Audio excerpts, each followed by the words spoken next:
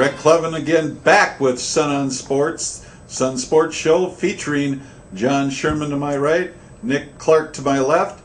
And this segment will discuss the upcoming section boys basketball playoffs. The regular season for most high school boys basketball teams will conclude either Friday night or Saturday, and most of the seedings will be done by Sunday. I think the tournament's going to be who gets to play in the championship game. I mean, Hopkins, is not going to lose in this tournament. It would be monumental upset. And Armstrong's head coach Greg Miller said that to me earlier in this year. He's like, that's what we're going to play for. He's like, if our kids can go out there and say you beat them, you'll remember that the rest of your life. And that's the mentality everybody has to take when they go up against them. But it's just a task that nobody's been up to so far. It'd be interesting to see though who gets the opportunity. And I think Wayzata, like you alluded to, will probably be the second seed. Armstrong just beat Wayzata the other night. Wayzata's had a better season start to finish, so they'll earn the seed. But Armstrong is going to be the 3 seed most likely, and which will make for, I think it'll make for an interesting semifinal game between Armstrong and Wayzata to see who gets the chance. And who knows on any given night. And we said it in our girls segment earlier about Armstrong losing to Minneapolis Southwest in the Section 6 or the quarterfinals. You got to play the game still. And who knows? Maybe it's a night where, Hopkins gets some, flat tire on the bus. They don't show up there to forfeit. Because that might be what it takes. Looking farther ahead, I can force.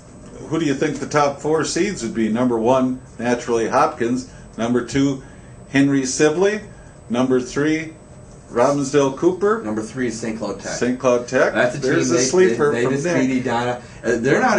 I don't think they can be considered a sleeper. They haven't lost yet this year, and they have they played anybody from the metro area? Well, they just beat Edina earlier this week or late last week, and they played a couple other teams from down here. But their schedule really has them staying in Central Minnesota. They're in that conference that includes Alexandria and St. Cloud Apollo. Good basketball conference. It is a good basketball conference, and they got some nice rivals up there. I know Apollo's had a nice season up there. They're a Class 3A team, and they've had a couple barn burners up there that I imagine that's pretty exciting up there when those two teams meet.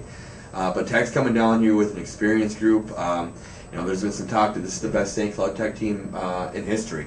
It just happens to be a year better than way back and when they had Kevin Ham, wasn't it? Yeah, Kevin Ham. We got good player. Names from the past. Yeah, I know Kevin Ham quite well. Oh, do you? Yeah, but another story, another day. But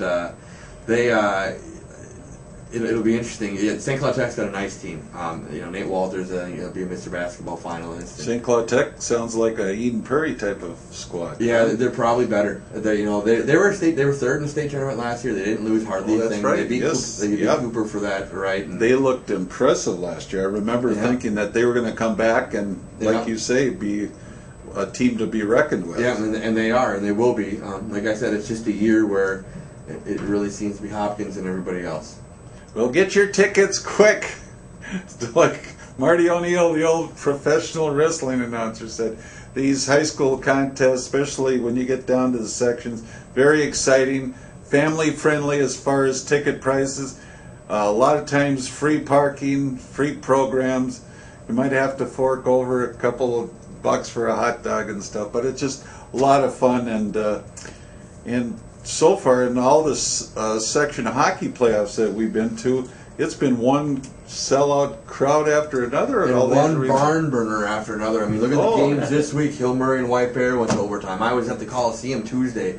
Osseo and Blaine went to overtime. Centennial needed a last-minute goal to beat Maple Grove. I mean, I think we're going to see a lot of this in every sport the next couple of weeks. These kids, it's so much fun to watch them put as much heart and effort into these games. And they don't know any better. It's life and death to them at the time. They'll get older and they'll realize that just enjoy the moment. But you see the emotion that comes out on both ends. These winning teams, and they're just overly excited for the opportunity to move on, and the losing teams and the seniors on that team, and it just comes pouring out of them. And it doesn't get much better at this level. Just a reminder, we'll keep you posted daily on mnsun.com. The latest scores, highlights, a few blogs. We've got Sun on Sports video. We appreciate you watching and reading.